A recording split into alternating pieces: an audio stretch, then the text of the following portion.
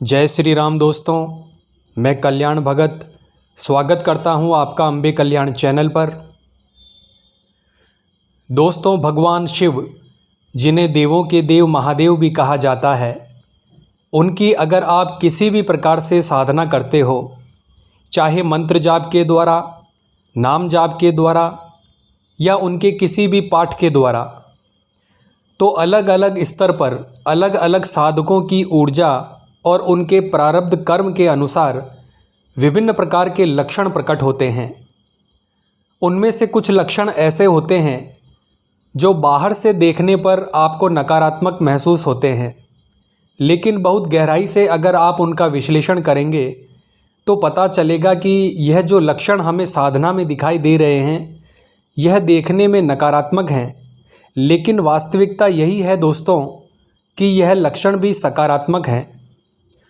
दोस्तों, कुछ लक्षण ऐसे होते हैं, जब आप आसन पर बैठकर साधना या ध्यान करेंगे, मंत्र जप या नाम जप करेंगे, उसी समय आपको दिखाई देते हैं और उसी समय आप उनका विश्लेषण कर पाएंगे, अन्यथा नहीं कर पाएंगे। इसके अलावा जो साधक चलते फिरते उठते बैठते नाम जप की साधना करते हैं, उन्हें किसी भी प्रकार से चिंतित होने की ज़रूरत नहीं है, क्योंकि दोस्तों जो नाम जप की साधना करता है उसके लिए मैंने पहले भी वीडियो में बनाई है और उसमें मैंने बताया है कि जो व्यक्ति नाम के आश्रित होता है उसे किसी भी चीज़ का विश्लेषण करने की ज़रूरत नहीं है। दोस्तों, अधिकतर देखने में आता है कि अधिकतर व्यक्ति मिश्रित प्रयास करते हैं, इसीलिए आपको मिश्रित फल देखने को मिलते हैं। अभी अगर कोई मन वाणी कर्म से सच्ची शरणागति ईश्वर की ले ले तो कुछ ही समय बाद उसका प्रभाव उसको अपने आप दिखाई देगा। लेकिन ऐसा कौन कर पाता है दोस्तों?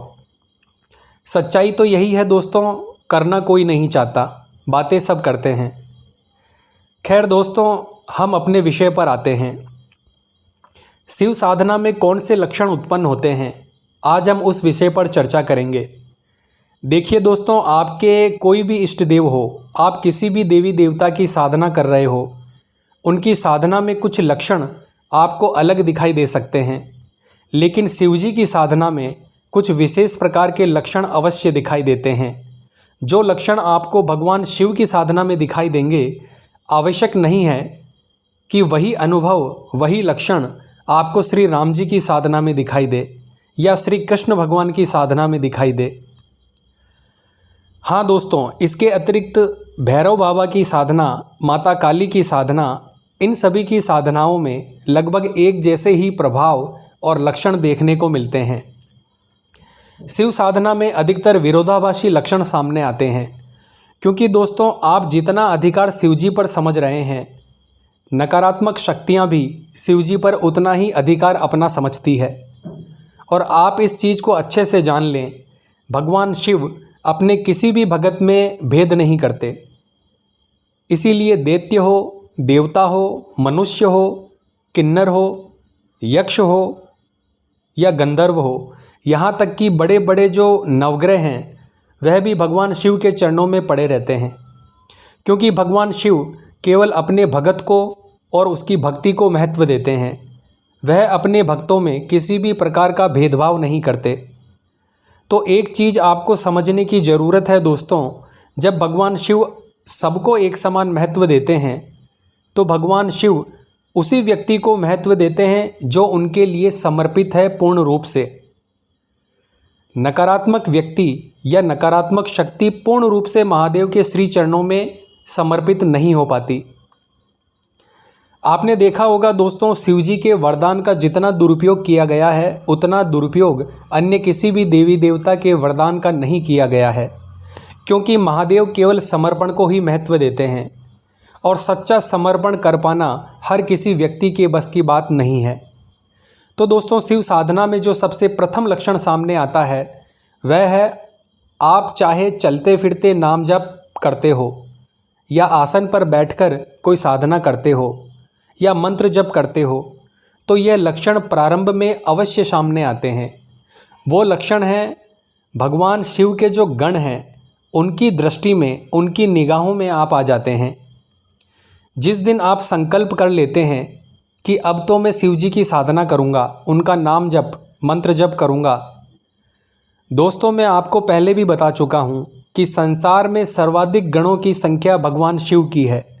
अन्य जितने भी देवी देवता हैं उनके गणों की इतनी संख्या नहीं है, उनके गणों की संख्या सीमित मात्रा में है। लेकिन एकमात्र शिव के गण ऐसे हैं जो हर स्थान पर हर समय अधिक से अधिक संख्या में उपलब्ध रहते हैं। तो जब आप संकल्प करते हैं कि मैं अब तो प्रभु की शरण में हूँ, उनका ही नाम जप करूँगा या किसी प्रकार से शिव जी की साधना करूँगा, तो सर्वप्रथम शिव गणों की निगरानी में आप आ जाते हैं। दोस्तों, भोलेनाथ जितने दयालु और शांत स्वभाव के हैं, उनके गण उतने ही क्रोधी और तेज स्वभाव के होते हैं। दोस्तों, वह आसानी से किसी भी व्यक्ति को शिव जी की साधना नहीं करने देते।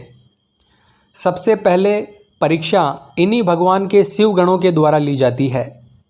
यह भी बहुत रहस्यपूर्ण बात है दोस्तों, क्योंकि अधिकांशतया यही होता है कि व्यक्ति शिव जी की शरणागति तो लेता है और अपनी स्वार्थ सिद्धि होने के बाद वह भगवान शिव को भूल जाता है। तो दोस्तों, यह चीज़ जो शिव के गण होते हैं उनको बिल्कुल भी अच्छी नहीं लगती। इसीलिए वह शिव साधना में किसी को प्रवेश नहीं करने देते, और प्रवेश अगर किसी व्यक्ति ने कर लिया तो उसे वह चारों ओर से घेर लेते हैं उसकी परीक्षा लेने के लिए। दोस्तों, प्रारंभिक अवस्था में वह आपको किसी भी प्रकार का संकेत नहीं देंगे, कोई भी परीक्षा, किसी भी प्रकार की परीक्षा आपकी नहीं लेंगे। लेकिन जब आपको साधना के दौरान शक्तियाँ प्राप्त होने लगेगी, आपकी ऊर्जा बढ़ने लगेगी, तब वह शिव के जो गण हैं वह आपको प्रभावित करेंगे, आपको डिस्टर्ब करेंगे। आपको अच्छा खाना खाने का मन करेगा, उसमें बाधा उत्पन्न करेंगे। आपको कहीं घूमने जाना है, उसमें बाधा उत्पन्न हो जाएगी।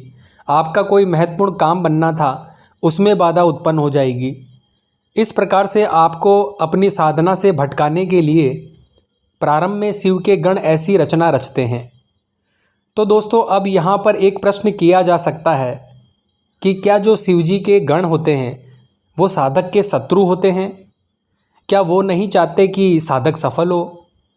दोस्तों, ऐसा नहीं है। वह चाहते हैं कि आप सफल हो, तभी तो उनके विरोधाभासी लक्षण आपके सामने आ रहे हैं। दोस्तों, मैंने पहले ही आपको बताया है कि शिव साधना में विरोधाभासी लक्षण सामने आते हैं। अगर आप उनको समझने में चूक गए तो आपको लगेगा कि यह साधना मैंने जैसे ही प्रारंभ की और मेरी तो पनौती शुरू हो गई, मेरे तो सभी काम बिगड़ने लगे हैं, और आप साधना को बंद कर देते हैं। तो दोस्तों, यह शिव गणों की सोची समझी रणनीति होती है, जिससे वह भली प्रकार यह तय कर पाएँ कि यह लंबी रेस का घोड़ा है या नहीं। ऐसे ही भगवान शिव या उनके गण किसी भी व्यक्ति पर प्रसन्न नहीं होते। दोस्तों, परीक्षा तो होती ही है साधकों की। शिवगण बनना आसान काम तो है नहीं। क्या आप शिव जी के सामने ऐसे ही पहुंच जाएंगे उनके गणों के रहते? क्योंकि उन गणों ने भी बहुत तपस्या और साधना की है, जब जाकर उनको यह पद प्राप्त हुआ है और शिव जी के गण कहलाए हैं। इसीलिए शुरू में विचित्र प्रकार के विरोधाभासी लक्षण प्रकट करके आपको भ्रमित किया जाता है, जिससे वह यह तय कर पाएँ कि आप वास्तविक रूप से भगवान शिव के श्री चरणों में समर्पित हैं या नहीं। दोस्तों, किताबों में पढ़कर साधना के जो लक्षण हैं, क्या वह आपको अनुभव होंगे? बिल्कुल नहीं होंगे। यह तो प्रैक्टिकल तरीके से जब आप साधना करोगे तभी आपको पता चलेगा कि होता क्या है।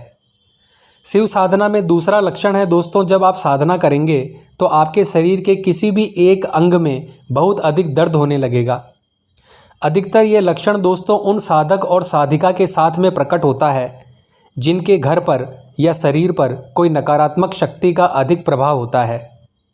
घर पर यदि किसी नकारात्मक शक्ति का प्रभाव है तो वह नकारात्मक शक्ति आपको नाम जप, मंत्र जप या साधना करने से रोकने के लिए जिस अंग विशेष से उस नकारात्मक शक्ति का संबंध है, जहाँ पर उस नकारात्मक शक्ति ने स्थान बना रखा है, वहाँ पर दर्द, पीड़ा या किसी प्रकार का घाव वह नकारात्मक शक्ति उत्पन्न कर सकती है।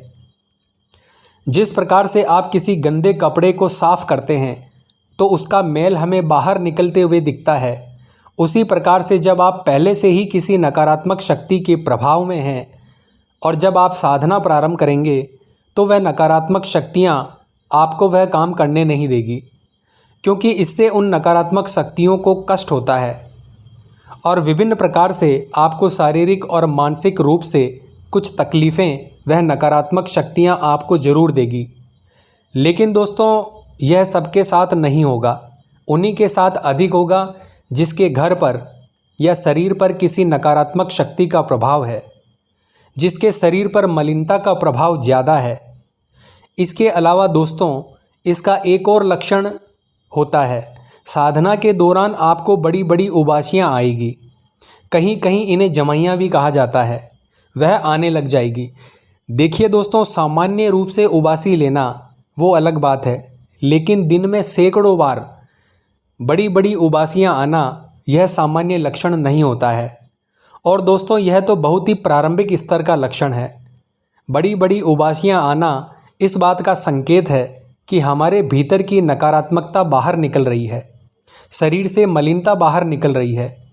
आँखों से आंसू आना, रोंगटे खड़े हो जाना, यह सभी लक्षण शिव साधना के दौरान हमें मिलते हैं।